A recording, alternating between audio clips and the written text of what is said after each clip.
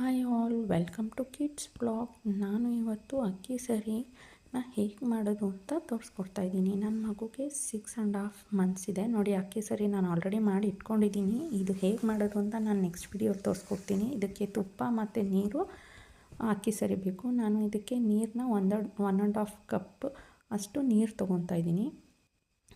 ಇದನ್ನು ಚೆನ್ನಾಗಿ ಬಾಯ್ಲ್ ಮಾಡಬೇಕು ನೀರನ್ನ. ಇಲ್ಲಾಂದರೆ ನಾವು ಇನ್ನೂ ತಣ್ಣಗಿದ್ದಾಗಲೇ ನಾವು ಏನಾದರೂ ಅಕ್ಕಿ ಸರಿನ ಮಿಕ್ಸ್ ಮಾಡಿಬಿಟ್ರೆ ಅದು ಗಂಟಾಗಿ ಹೋಗ್ಬಿಡುತ್ತೆ. ಸೊ ನಾನೀಗ ಇನ್ನೊಂದು ಕಪ್ ನೀರನ್ನ ತೊಗೊಂಡು ಮಿಕ್ಸ್ ಮಾಡ್ತಾಯಿದ್ದೀನಿ. ಆಲ್ಮೋಸ್ಟ್ ನನಗೆ 1.5 ಕಪ್ ನೀರು ಸಾಕು. ಈ ಹಾಫ್ ಕಪ್ ನೀರನ್ನ ನಾನು ಅಕ್ಕಿ ಹಿಟ್ಟನ್ನ ಸ್ವಲ್ಪ ಬೆರೆಸ್ಕೊತಾ ಇದ್ದೀನಿ. ಇದು ಅಕ್ಕಿ ಸರಿ ಮನೇಲೇ ಮಾಡಿರೋ ಅಂಥದ್ದು. ಇದು ಹೇಗೆ ಮಾಡೋದು ಅಂತ ನಾನು ನಿಮಗೆ ನೆಕ್ಸ್ಟ್ ವೀಡಿಯೋಲಿ ತೋರಿಸ್ಕೊಡ್ತಾ ಇದ್ದೀನಿ. ನಾನು ಒಂದು ಸ್ಪೂನಲ್ಲಿ ಇದು 1 ಸ್ಪೂನ್ ಫುಲ್ಲು ನನಗೆ ಜಾಸ್ತಿ ಅನಿಸ್ತು, ಅದಕ್ಕೆ ಅರ್ಧ ಹಾಕ್ತಾಯಿದ್ದೀನಿ. ಇದಕ್ಕೆ ನಾನು ಸಾಲ್ಟ್ ಆಗಲಿ ಪೆಪ್ಪರ್ ಆಗಲಿ ಏನೂ ಮಿಕ್ಸ್ ಮಾಡ್ತಾಯಿಲ್ಲ. ಏನಕ್ಕೆ ಅಂತ ನಾನು ನಿಮಗೆ ಈ ಅಕ್ಕಿ ಸರಿನ ಮಾಡ್ತೀನಲ್ಲ ಆವಾಗ ನಾನು ಹೇಳ್ತೀನಿ. ಸೊ ಇದು ವಾಟರ್ ಕನ್ಸಿಸ್ಟೆನ್ಸಿಲಿ ಬರಬೇಕು. ನೋಡಿ, ಹೀಗೆ ನೀವೇನೇ ಮಾಡಬೇಕಾದ್ರೂ ನೈಟ್ ಟೈಮು ಬೇಬಿಗೆ ತಿನ್ನಿಸ್ಬೇಕಾದ್ರೆ ಗಟ್ಟಿಗೆ ಮಾಡಿಬಿಡಿ, ತೆಳ್ಳಗೆ ಮಾಡಿ. ಯಾಕಂದರೆ ಅದು ಜೀರ್ಣ ಆಗೋದು ಕಷ್ಟ ಆಗುತ್ತೆ. ಮತ್ತು ನಾನು ಇದಕ್ಕೆ ತುಪ್ಪನ ಆ್ಯಡ್ ಮಾಡ್ಕೊತಾ ಇದ್ದೀನಿ.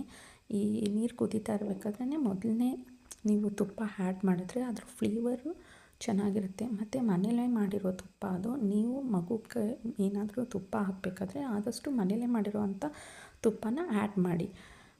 ಸೊ ಈಗ ಇದು ತೆಳ್ಳಗಿದೆ. ಇದನ್ನು ನಾನು ನೀರಿಗೆ ಮಿಕ್ಸ್ ಮಾಡ್ತಾಯಿದ್ದೀನಿ.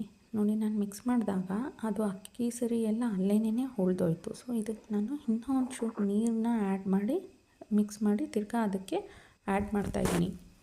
ಇಲ್ಲಿ ಇಂಪಾರ್ಟೆಂಟ್ ಏನು ಅಂತಂದರೆ, ನಾವು ಏನೇ ಮಾಡಬೇಕಾದ್ರೂ ಮಕ್ಕಳಿಗೆ ಅದು ಚೆನ್ನಾಗಿ ಬಾಯ್ಲ್ ಆಗಬೇಕು.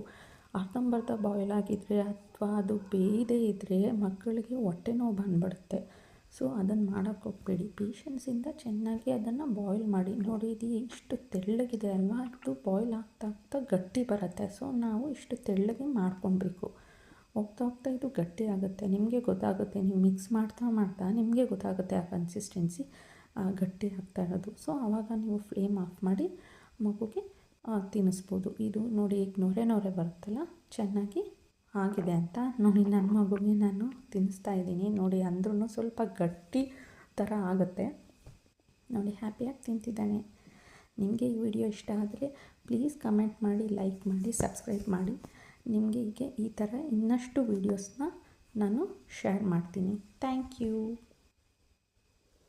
ಬಾಯ್.